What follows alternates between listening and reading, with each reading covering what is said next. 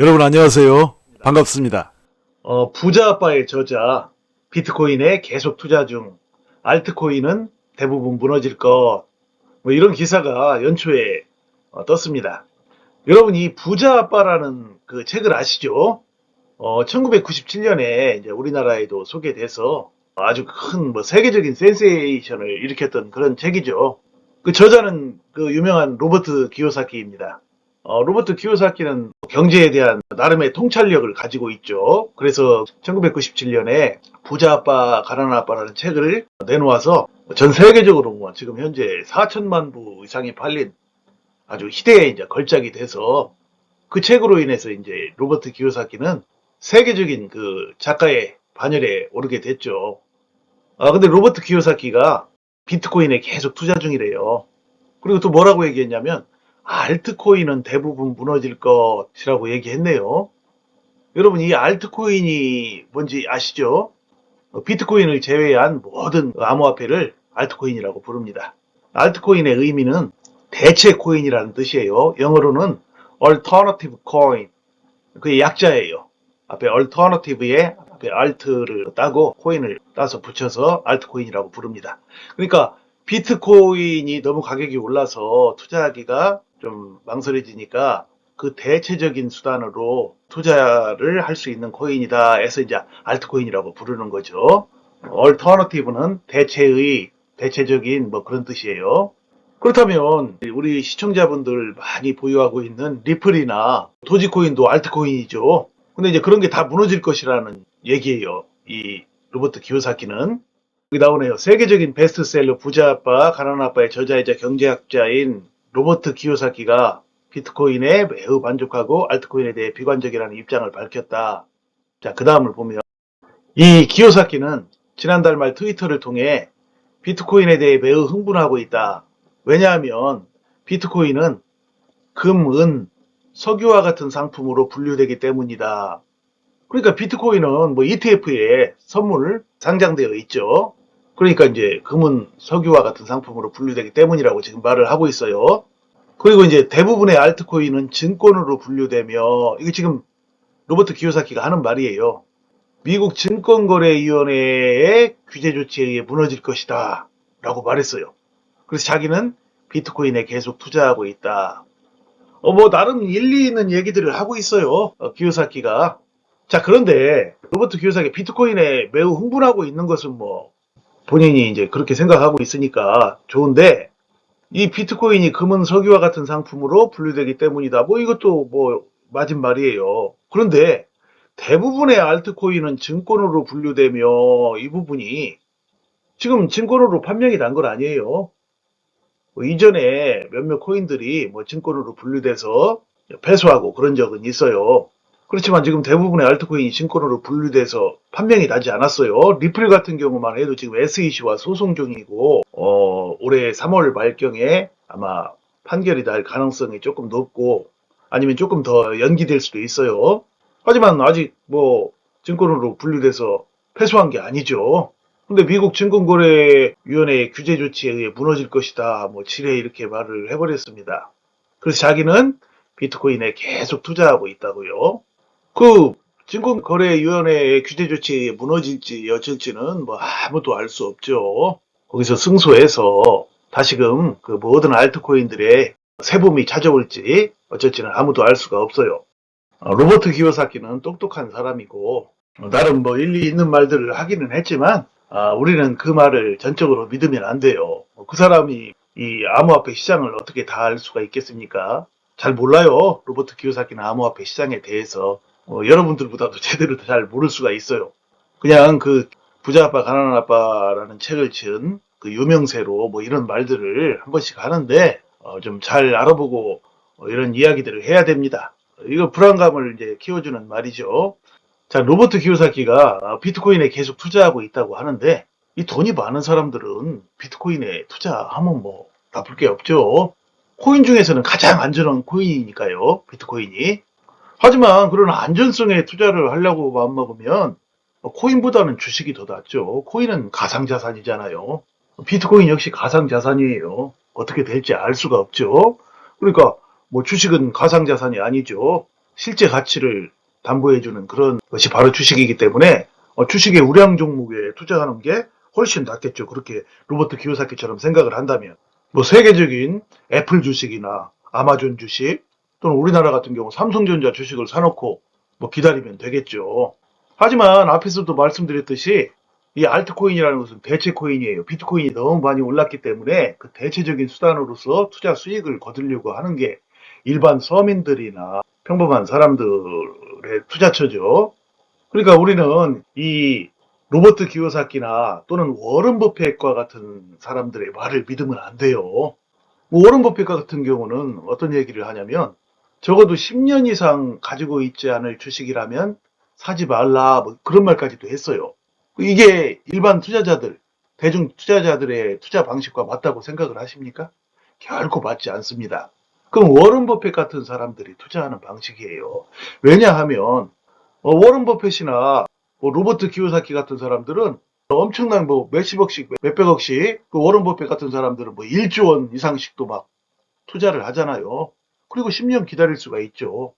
자, 근데 10년 기다려서 주식값이 꼭 오른다는 보장도 없어요. 더 하락할 수도 있고. 그런데 뭐 안전하고 탄탄한 주식을 사서 10년 이상 보유한다라는 게 이제 워런 버핏의 투자 방식이죠. 근데 만약에 10년 이상 보유했는데 예를 들어서 2배 또는 3배가 갔다고 하죠. 1조 원을 투자했으면 2배가 가면 2조가 될 것이고 3배가 가면 3조가 되죠. 자, 3배 갔다고 봅시다. 그러면 1조 원 투자해서 얼마를 남겼죠?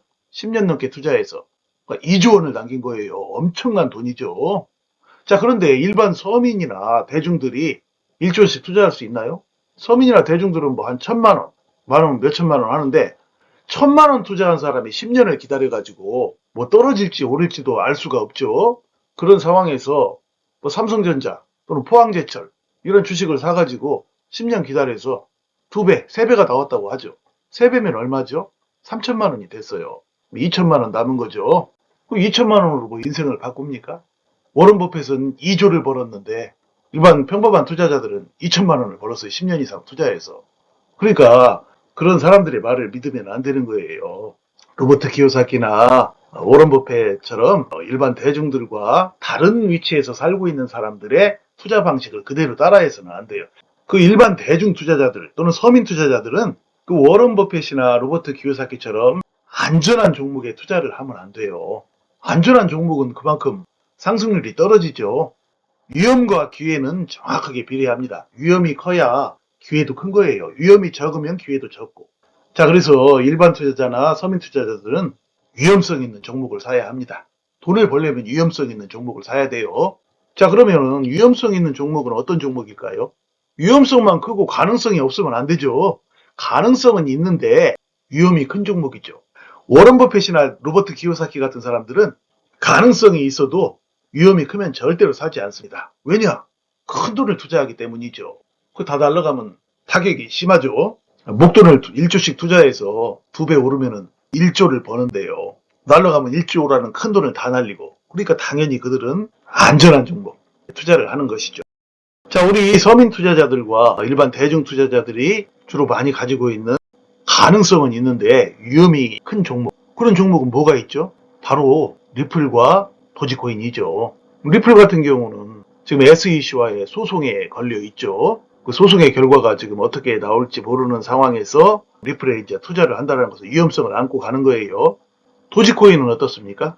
도지코인은 뭐 여러분도 알다시피 처음에 장난처럼 나온 코인이라 중간에 어떻게 뭐 사라져버릴지 어쩔지 뭐 알 수 없는 그런 불안감도 가지고 있죠. 그런 위험성을 가지고도 그 뭐 일론 머스크라는 사람이 띄우고 있는 코인이다. 트위터에서도 뭐 사용될 가능성도 있다. 뭐 이런 가능성을 가지고 이제 투자를 하는 것이죠.